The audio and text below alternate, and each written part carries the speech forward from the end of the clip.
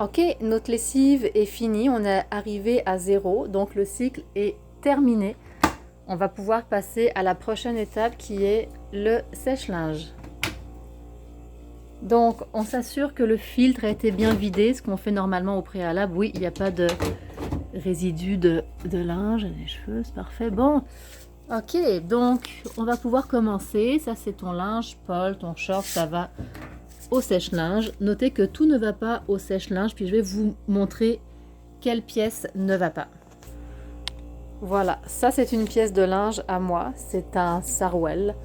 Ne va pas au sèche-linge, c'est fragile. Alors si vous avez un doute, tout le linge qui n'est pas à vous, bah, vous le faites sécher sur l'étendoir à linge. Puis tout ce qui est à vous, qui va au sèche-linge, vous le mettez ici. Tous les tissus qui sont en acrylique, un peu comme un maillot de bain, comme cette robe-là ne va pas au sèche-linge. Si vous comparez avec un t-shirt qui lui va au sèche-linge, cette robe-là est dans un tissu plus fin, donc ça va se déformer. C'est un peu comme un... Puis c'est très élastique aussi, donc elle va perdre son élasticité si on la met au sèche-linge. Donc ça, faut le faire sécher sur un cintre. Quant à lui, le t-shirt en coton, sans problème, il peut y aller. Le linge qui est en velours aussi, comme ce gilet, voyez, le velours, ça va être un tissu que quand on va toucher, c'est doux. Puis ça a des reflets, ça brille. Ça ne va pas au sèche-linge non plus. C'est ce que vous appelez au Québec le corps du roi. Ça ne va pas au séchoir. Également, les articles comme ce t-shirt qui ont un design particulier ne vont pas au sèche-linge. Donc, une fois que notre machine est vide, on s'assure d'avoir retiré ça, parce que ça, la coupelle ne va pas au sèche-linge non plus, ça la déforme. Donc ça, c'est nos articles qu'on va faire sécher à part. Donc votre séchoir à linge, votre tambour est rempli. On va pouvoir mettre des feuilles d'adoucissant. Donc en général, j'en mets 3 par brassée. Hein. Avec une seule main, c'est pas facile à sortir. 3, on peut en mettre 4 là. Voilà, 3. On met ça dans le tambour. On ferme.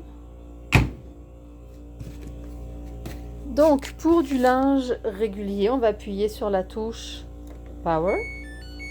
Là, comme sur la machine, on va choisir normal. Donc le cycle normal, il y a le cycle pour les draps de lit, pour les délicats. En tout cas, il y a plein de modes que je pourrais vous montrer. Pour le linge foncé et clair, ça va être en mode normal. Donc ici, ça va durer le séchage 1h15. On va le laisser en normal. Oups, j'ai appuyé dessus, c'est pas grave.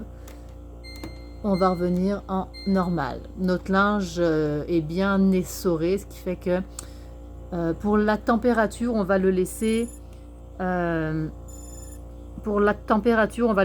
en médium aussi. On ne veut pas le faire trop haut parce que ça l'abîme. Puis si on le fait trop bas, ça ne sèche pas. On n'a pas besoin d'ajouter du temps supplémentaire. Ce qui fait qu'on peut juste appuyer sur Start Pause et notre brassée de séchage est parti. Si on a oublié de rajouter un article, c'est exactement la même chose que pour la machine. On peut même ouvrir la porte, mais bon, ça s'arrête tout seul. C'est juste que ça fait tomber le linge par terre. Donc si on a oublié quelque chose dans la machine, on rajoute, on ferme, on reprend. Et au bout d'1h15, on va venir plier notre linge. Ne pas oublier aussi d'étendre sur des cintres ou sur un séchoir le linge qui ne va pas au sèche-linge.